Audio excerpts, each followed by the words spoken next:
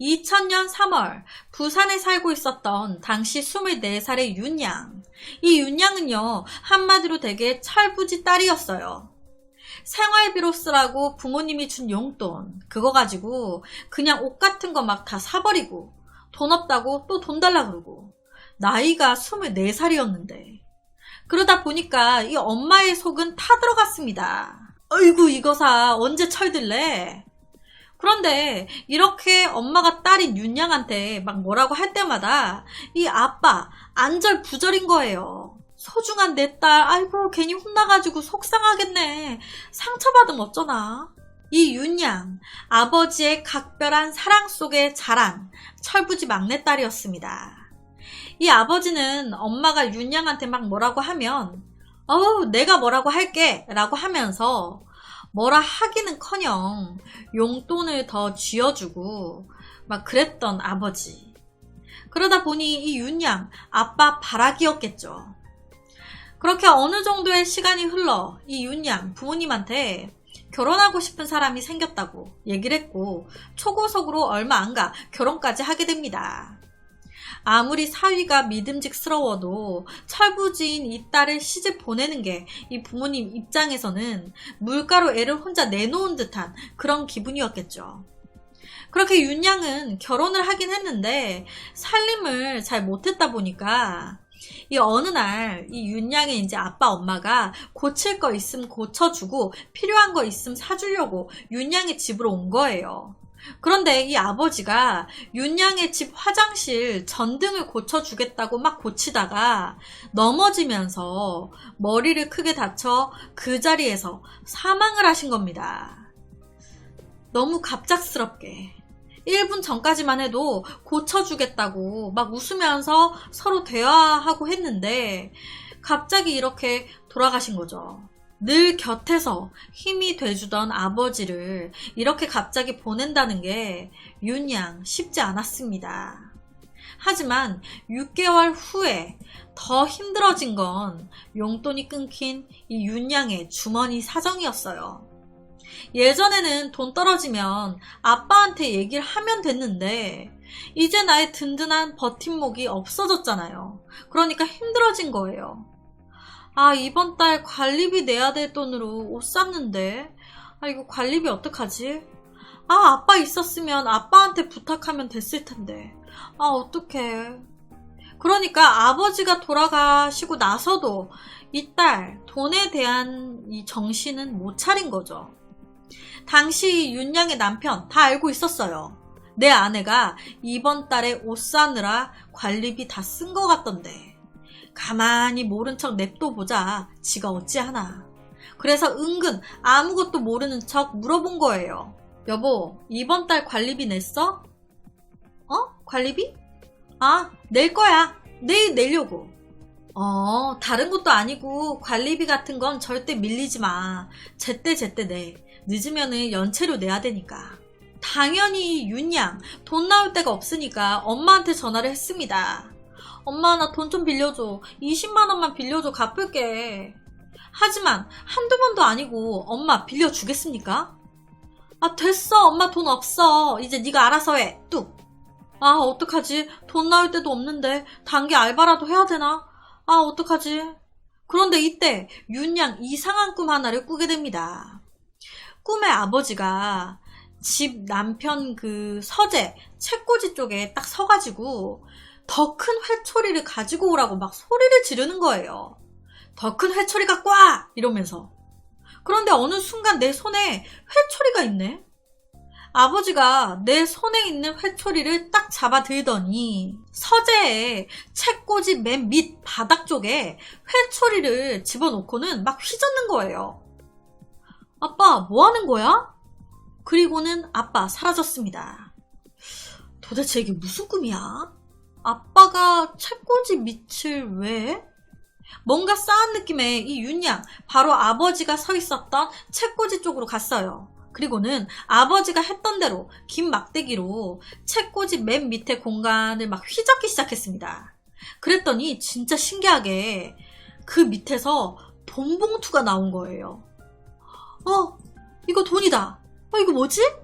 내가 옛날에 숨겨두고 잊고 있었나? 아, 몰라. 아싸, 꽁돈이다. 아, 돈 필요했는데 다행이다, 진짜. 그렇게 윤양 관리비를 해결했습니다. 그 후에 한 달 정도가 더 지났습니다. 이 윤양 어머니의 생신날이 된 거예요. 사위인 이 남편은 장모님의 생신이니까 좋은 거 사드리라고 이 아내 윤양한테 거액의 돈을 줬어요. 돈 봉투. 장모님 좋은 거 사드려. 그렇게 남편한테 돈을 받고 쇼핑에 나선 윤양. 그런데 참 이 돈을 잃어버린 거예요.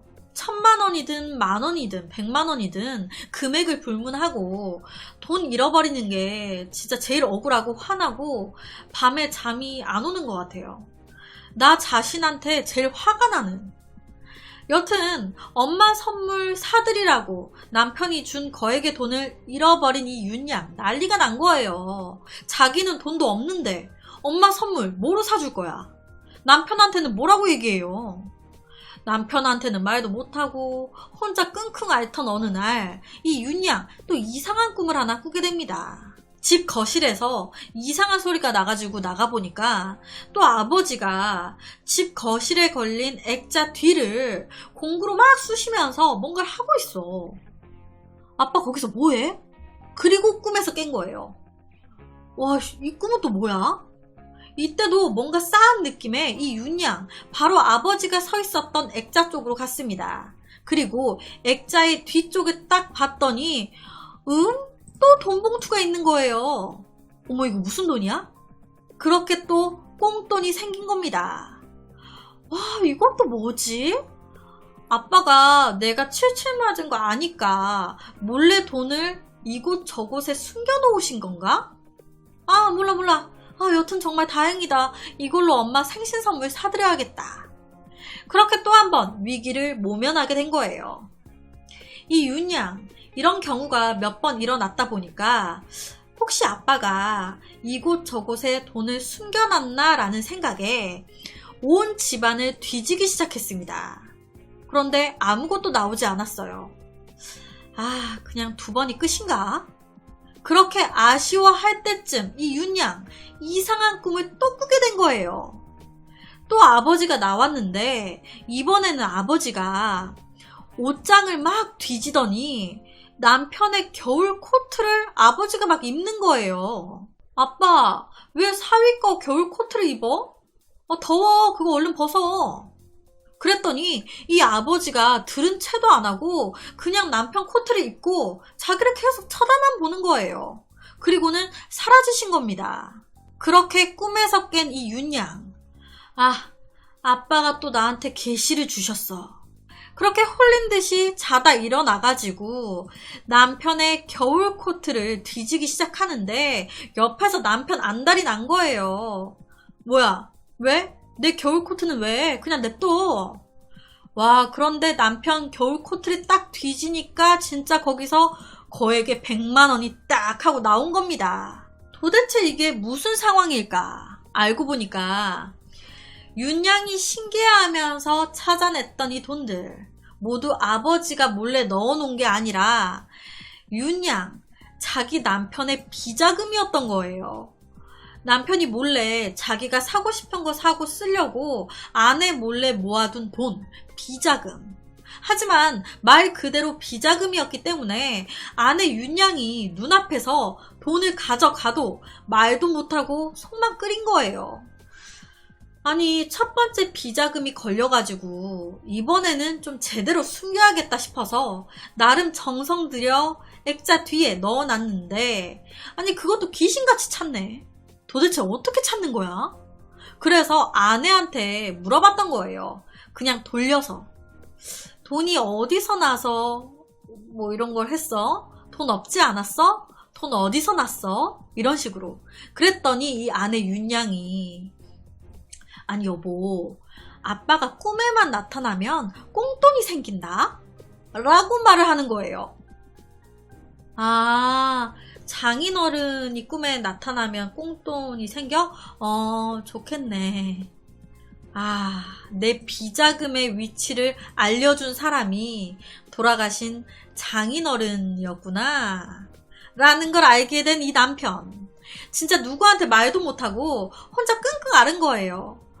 아, 장인어른. 이번 보너스만큼은 액수 면에서도 절대 뺏길 수 없다고 각오한 이 남편. 필사적으로 숨길 곳을 찾다가 결국에 입지 않는 겨울 코트에 비자금을 숨겼는데 아빠가 계시를 주셨다고 잘 자다가 갑자기 아내가 또 일어나가지고 코트 쪽으로 가네. 와, 이거 미치겠네. 걸린 거죠. 와, 장인어른 진짜 너무하십니다, 정말. 남편이 비자금을 숨길 때마다 꿈속에 나타나 그 장소를 딸에게 알려준 아빠. 믿기 힘든 이 이야기, 옆에가 실제 당사자 윤양이십니다. 이분의 인터뷰 내용을 그대로 말씀드리면, 제가 정말 돈이 급할 때마다 아버지가 제 꿈에 나타나셔서 집안 곳곳에 숨겨놓은 돈을 어디 있는지 가르쳐 주셨거든요. 알고 봤더니 남편이 비상금을 그곳에 숨겨놓은 거였습니다. 라고 얘기를 하셨어요. 모자이크가 방송에선 안 됐는데 제가 따로 모자이크를 한 겁니다. 뭐 여튼 참 이런 거 보면 정말 돌아가신 분들이 돌아가셨다고 이게 끝이 아니라 가족들 곁에 남아 항상 지켜봐 주시고 계시는 걸까 싶기도 하고 여러 가지 생각이 드는 것 같습니다. 그래서 오늘은 정말 기묘한 한 이야기를 가지고 왔습니다.